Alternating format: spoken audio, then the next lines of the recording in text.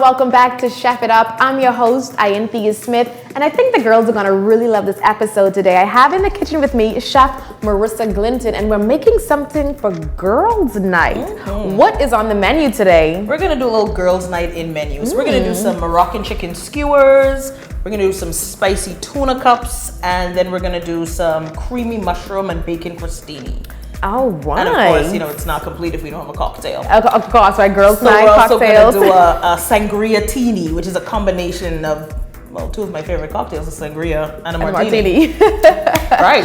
Alrighty, so let's get started on this amazing girls' night in dish. All right, well, the first thing we're gonna do is start on our Moroccan chicken, because this is gonna go in the oven, so we wanna give it some time. We already have our oven preheating 350 degrees, and we're gonna season this with some of my favorite seasonings ever. So if you're familiar with like Moroccan food and or like that sort of hemisphere, it's a lot of spices, cumin and ginger and things like that. So what I have here is all of the above. All right. What I did was slice our chicken breast up already. Okay. I don't know if anybody's ever made you familiar with the process of brining, but whenever I'm using chicken breast, I always like to brine it because it keeps the meat nice and tender. What's brining? Exactly. The only thing a brine is you're gonna put a little bit of salt in your water and you're gonna let the meat sit in the water for at least 30 minutes to an hour before you actually wanna cook it. Just maybe a teaspoon of salt, room temperature water or cold water, put the chicken in there and just let it sit in the fridge and hang out and let all that kind of... So what does that really do for the meat though? It absorbs, it keeps the moisture locked into the meat, and it also gives it some flavor. Chicken breast can dry out very quickly. You know, when they always tell you salt makes you retain water, it does the same thing to the chicken. So I just like to brine it, so whenever you put it in the oven or whenever you cook with it, even if you're frying it and making tenders, it keeps the chicken really nice and moist, okay? Juicy sounding. You gotta keep it juicy, you know. I'm excited about this. I love me a good girls' night in. Me too. Netflix and DVDs, watching some HBO. Oh, this smells really good. Right? These spices are amazing. And I love spicy food, so all I've done so far is I've used about a couple pinches of salt and pepper. This is some allspice. Okay. You can smell that. It's really good. Oh, so good. And then we're gonna use some cumin. Now, all these spices are very strong on their own, so you don't want to use too much of any one of them. So we're literally not even using a teaspoon of any of them. And then we even have some ginger here, and we're gonna do the same, just a couple pinches, maybe about a teaspoon there. And because we already brined the chicken, we don't want to use too much salt, because remember now we already kind of put some of that in there. And then we're gonna use a little sesame oil, which I adore. Okay, and that's just to kind of give it a little fat component to sort of keep it from drying out completely when we put it in the oven. How much sesame oil did you just pour? I noticed you didn't use the whole thing. Right, we're only gonna use a little bit. So I use probably about a tablespoon. Okay, so it's just enough to kind of get all these ingredients to stick to the meat and keep it nice and moist. And you can't be afraid to get in there. So we're getting in there. We're gonna get this all seasoned up. Rub. You know, don't be afraid to play with your food. You really want it to feel loved and get all those good flavors in there. And the good thing about brining too is that you don't have to worry about leaving things to marinate quite as long. So I'm actually, just as we season these up, you smell that? It smells very Asian, almost. Yeah, they're very similar to the Asian flavors. That whole hemisphere. That smells like kind of gets this good stuff going. Chicken. Absolutely. I'm actually going to ask you just to put a little bit more of the allspice and the cumin. Okay. And this is grounded allspice, That's you guys. right, ground allspice. We use the whole ones, but this is ground. Exactly. So you might be familiar with it. The little balls you see in your souse, when you get chicken souse, sheep tongue souse, that's the same thing as allspice, but you want the ground version. And some more cumin. And spices are really healthy for you, huh? They're really good. They have so many different little elements that kind of make them good for your skin, your hair, your organs and things like that. So yeah. Nice. Right. So is this like one of your favorite girls' night in dishes? It is. You make this often? This is one of my favorites because it's easy, and I think everybody likes chicken. That's safe. So many people are on sort of restrictive eating things these days, and I don't like to go too out of the gate. Okay, so I'm just gonna wash my hands really quick. Cool. All right, this is smelling really good here. Of course, our chicken breast. We just seasoned this down with some salt and pepper, some cumin, some ginger, and some allspice, a little bit of sesame oil, mush that and massage that all in there together. And now we're going to put them in the oven already. Right, we're gonna put them on our skewers, which we have here. Now, this can be done on the grill as well, and you can kind of change up the seasoning as much as you want. I think everybody likes a good chicken skewer. Yeah. If you're gonna grill or put skewers in the oven, I always tell people to soak their skewers first. Really? So I had these soaking in some water just so that the heat doesn't catch them on fire. You don't have to worry about them getting burned up and crumbling and things like that. So I always like to kind of pre-soak them. So these have already soaked and just been sitting there now. How long do we soak them for? I like to soak them for at least... We don't need no fires. No, I like to soak them for at least 30 minutes. Okay, but I mean, if half you an just put them in the water whenever you're ready, they'll be good to Okay. go. Okay? So we're just gonna thread these on here. All right, guys, this chicken smells really good. It's not even cooked as yet, but just the sesame oil that we put in there mixed with those spices. It's just like nostril heaven right now. Absolutely. It smells really good. We don't really want to crowd these too much because we want to make sure they cook evenly. So we're just gonna stop right there. We're actually just gonna put these in the oven. All right, so this way. And we're just gonna put that in the oven, and I'll set the timer for that. But we're gonna put those in the oven. Top or bottom rack? Anyone? 20 to 25 minutes. You can put it right there on the bottom. All right. Middle rack is usually best, but that's good enough. We got a good quality oven here working with us. All right, so our oven is now baking at 350 we did? And 350 degrees. Turn it on? Yep, it's on.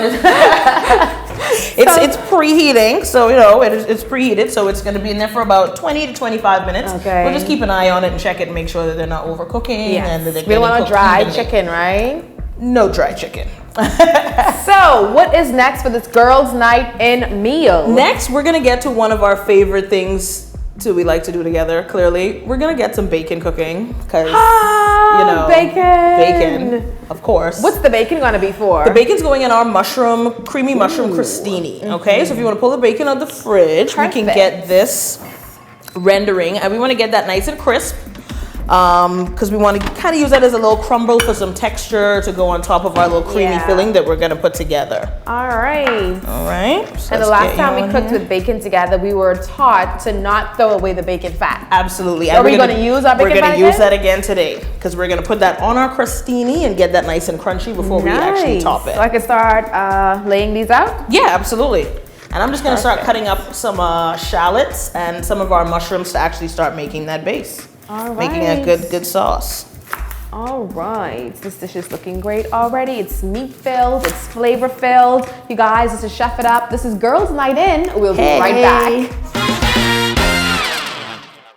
Welcome back to Chef It Up, everyone. The best sound and the best scent in the world. Bacon frying in the kitchen. Bacon. I know. I love that you incorporated this into our girls' night in meal. Listen, you're with your girls. We ain't got no calories tonight. We're just trying to enjoy ourselves, have something delicious to eat. So we're rendering our bacon here. We're trying to get that crispy because that's actually going to be a little bit of a garnish. It's going to go on top of our little creamy mushroom topping.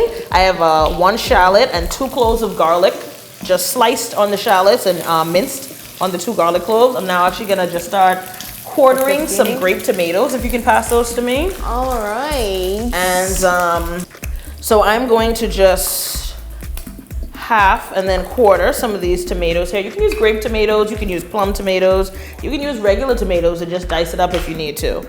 But I just like these because I like how uniform they are and I like the way they look.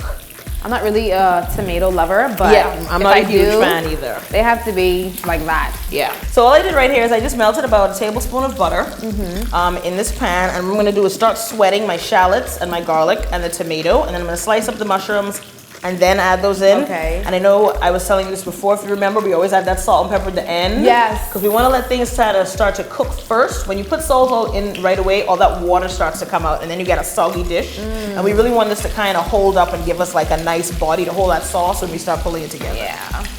Nice. Okay. So we're just all right, my bacon. My bacon strips are almost done. They smell so good. Delicious. Look even better. So I'm gonna take these out in a bit because like she said, we don't wanna over fry them because even when we take them out, they're gonna still be cooking, right? That's right, that's right. If you hand me those mushrooms, I'll just start breaking those down as well. Now we have here baby bellas, and then we also have shiitake mushrooms. Why those two? I love mushrooms. Let me tell you, sometimes I just go with what looks the best in the food store that day. If they have creminis, which I also love, I'll get creminis. If they have chanterelles, oysters, whatever mushroom is there that looks really good, that's the mushroom that I'm gonna get. But I love all mushrooms. But these flavors in particular, these tend to hold whatever you kind of cook it with. And then they're kind of meaty. You can see that this is a pretty spongy mushroom. Very spongy. So it's gonna kind of suck up everything that we're kind of like incorporating into it. And mushrooms give off a lot of water. They do, which is even more reason why it's important to not put that salt in there until the very end. Nice. So I'm just gonna take a couple of each. And I'm gonna take my bacon strips out here. Mm-hmm. All right, so, I'm just gonna slide these in here. All right. Stir those around. Yeah. Okay, so now we can see that we're just getting that butter and everything kind of getting to coat the mushrooms. I'm actually gonna let that cook down a little bit more before I put the salt and pepper in there. But we can start cutting up our baguette. No, and this is for the crostini. And that's for the crostini, and we're just gonna put this topping that we're making is gonna go right on top of that. All right. Okay. So we're gonna just slice and we can find this right here, right? Yeah, you can find, and you can use, listen, how much work do you want to do really? You can go to like Fresh Market or whatever, and sometimes they have the bags of these already cut up, already toasted in a bag. I mean, you just have to pop the bag open and you can put whatever topping you want on it. You can buy different kinds of bread if you want to get something a little more rustic, if you want like a ciabatta, if you know, you're gonna find these options. But I like to go with the standard French bread just because you can slice it and toast it up and it gives you good surface space to put like extra filling on there. So that's my method. Can you use a serrated knife there? Sure. I always prefer a serrated knife when I'm cutting breads and things. Why? It's a little more, it doesn't break the bread up so much. I hate when the bread can be crumbly. Yeah, when you try to cut into it and it just breaks apart and crumbles. Especially if your knife isn't really, really sharp. Yeah. So, gonna use a serrated knife. And we're just gonna cut some wedges our kitchen smells so good right now. Just really, again, we're making a Moroccan chicken skewer with a creamy bacon and mushroom crostini. What else? And then we're gonna do some spicy tuna cups. Spicy tuna cups, and of course we have the drinks at the end. Sangriatini, a mix of two amazing drinks. I don't know how that's gonna come out, but I'm really excited to find out. All right, so again, chicken in the oven, bacon done for our crostini. I am right here now sweating down these herbs. We threw in some mushrooms in there, so these are cooking down nicely. And she's now just slicing our bread good. We can actually for hit that the crostinis. I'm gonna hit that with some salt and pepper now. All right. And when I cook personally, I use unsalted butter. I forgot to mention this earlier. I use unsalted butter because then it helps me to control exactly how much salt I put into things. So if you're using salted butter, you're gonna wanna hold back on the actual salt that you put into things to season with. And that's what we forget sometimes. Yes, and so you go, well, I didn't put that much, but you know, as things cook down, they get concentrated and you know, these things happen. Yeah, and then you're using spices and salt in the other parts of the dish, so. Okay, so I think we have enough bread cut up here. Okay. So what I'm gonna do now is I'm just gonna hit this with a little heavy cream. Okay. So how much heavy cream are we using here? I like to start with just a little because it's gonna tighten up. So I'm actually gonna start with maybe about 2 ounces, 3 ounces, and just kind of give that a stir. All right. Okay. Let that come together. And as that starts to kind of bubble a little bit, we're gonna add some Parmesan cheese in there. We can actually add that fresh thyme in there now. And let that kind of steep into the actual cream. All right. Put that back on the board there for me. Okay. And you were telling me the other day that the best way to get the thyme is to do it.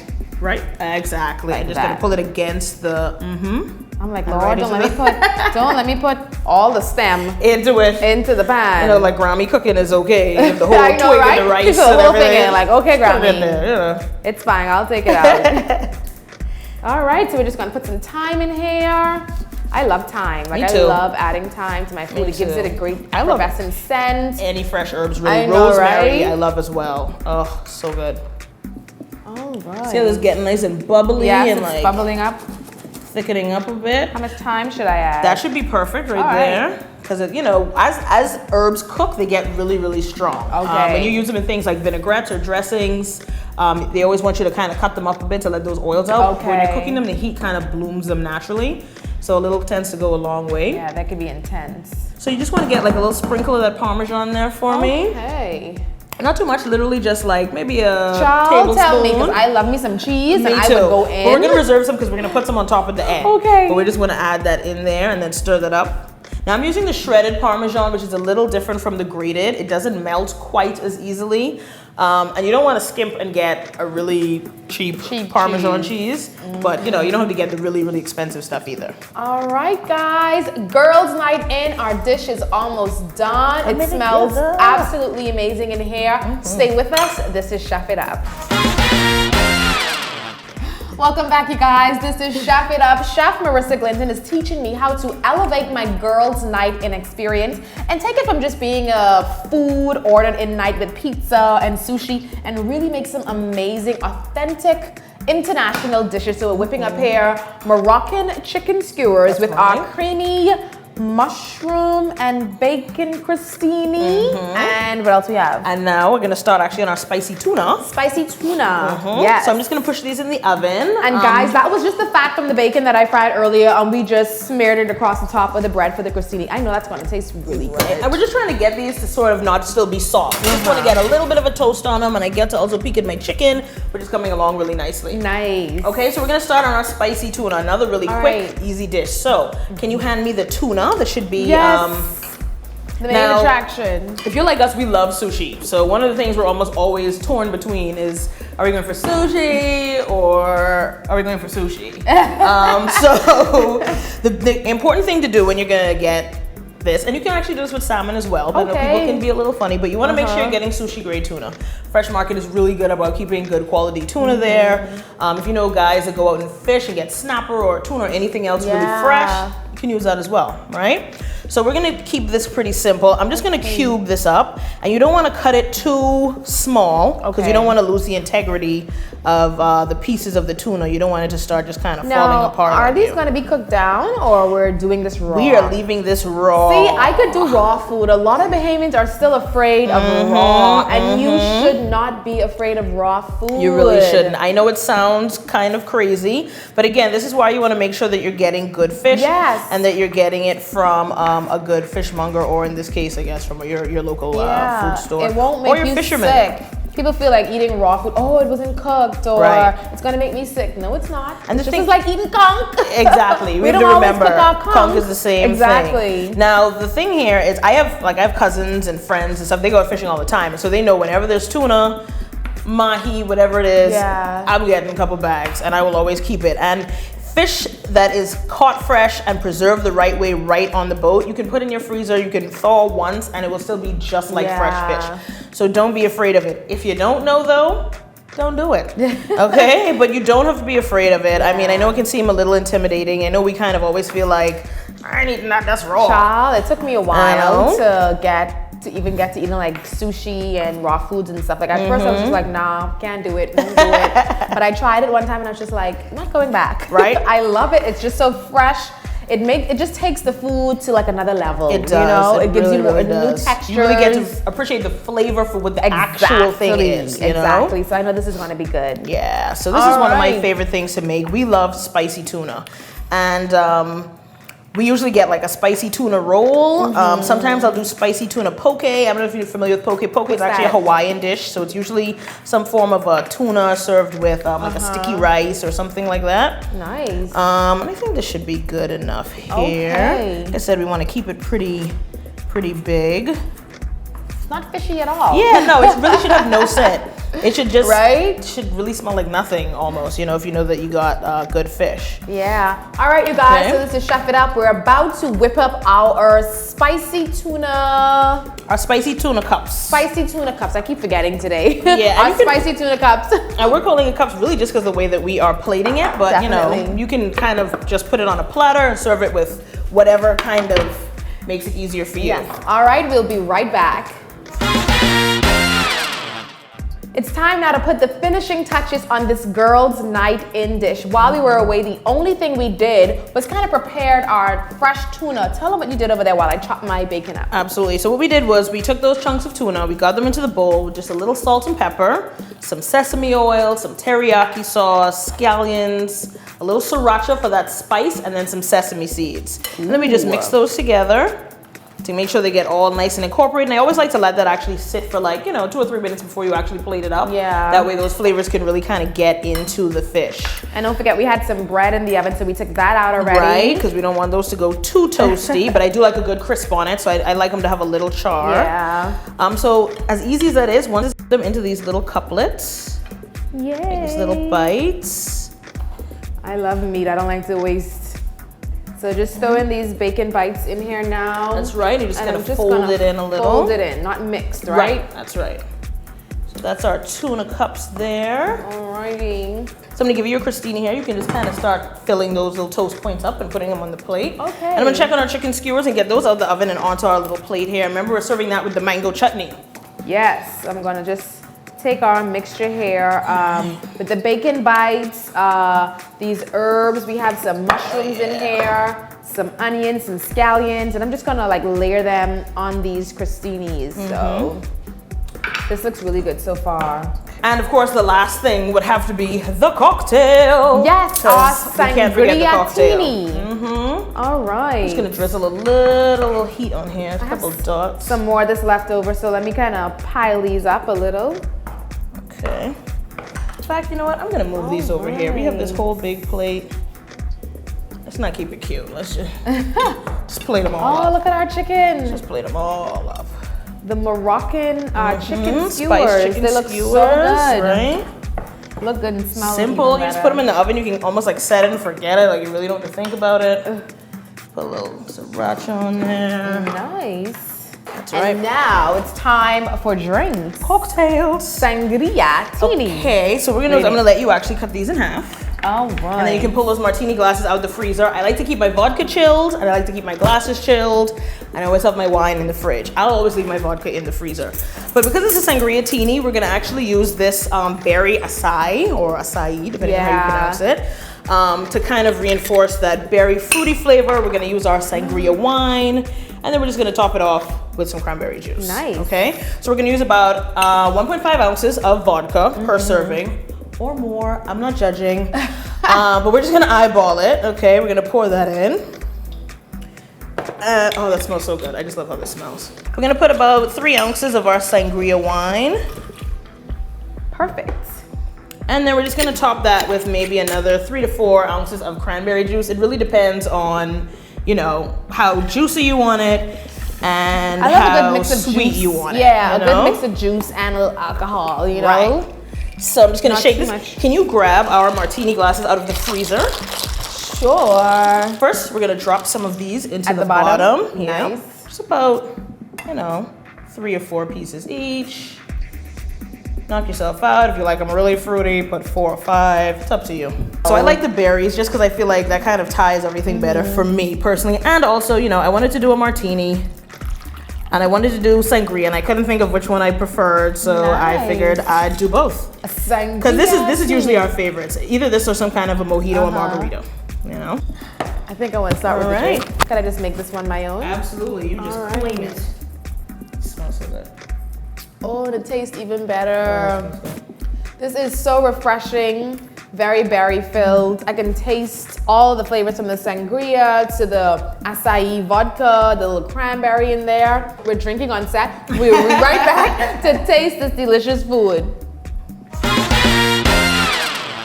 The moment of truth, guys. Our girls' night in dish is done, and we are about to dig in. Our creamy mushroom crostinis, we have our spicy tuna cups, and our Moroccan chicken skewers. Where are you gonna start first? You started with the drink, but where are you gonna start with the food? I know, right? Where are you gonna start with the food? Let's just go left to right. Let's start in front of you then. Let's just dig in there. So let me just dig into this crostini. You can see just piles and mounds of the mushroom and the bacon and those onions, the scallions, everything's on here. We'll be stealing your mushroom as well. It's fine. Oh, what? It's just delicious. This tastes like, I don't even know if it tastes really good. The bacon, man. Let me tell you something. Me and bacon are like the bestest of friends. This is a hearty, simple, easy dish that you can make on any day of the week for any girls' night in event. I absolutely love this. Those mushrooms too. They're very potent. Very potent, but very good. So, this is good. Let's go now over here. Now we have some chopsticks here, but me and chopsticks are no friends. My sister teases me because I'm left-handed, but whatever. I'm just gonna dig in with my forks. I ain't got no time to waste when it comes to the food. We don't judge. So our spicy tuna cup here. Oh, that's really good. The sesame seeds, the sesame oil really amplifies the taste of this tuna. So good. Look, I got one scallion right on top. A little bit in every bite. This is really good. And so now the chicken. Eat with me. Why are you not eating? I really want to drink this drink. I'm gonna go for one with less of the sriracha sauce. I'm not really a sriracha fan. Yeah, the but spice can be. Yeah. Chicken is really tender. I had to get that mushroom now. The chicken is really tender, you guys. This dish is absolutely amazing. For your next girls' night in event, for your next birthday or anniversary or bridal shower party, or you know when there's bachelorette parties, this would make the perfect dish. Maurisa, where can we find you? Tell them where they can find you. This is why I wasn't eating. I know it's gonna speak at some point. In the kitchen and eating. I'm currently located in Eleuthera at Daddy Joe's. Hey fam! North Eleuthera. But I come back and forth quite a bit to do some catering, private work, weddings, things like that. So you can find me on Facebook, you can find me on Instagram, all these other places, and I'm always willing to come and help you do this thing, what you would like to do for any occasion. So nice. Well, there you have it, guys. Our girls' night in is not done because we have more food to get to. We'll see you next time. This has been Chef It Up. I love it.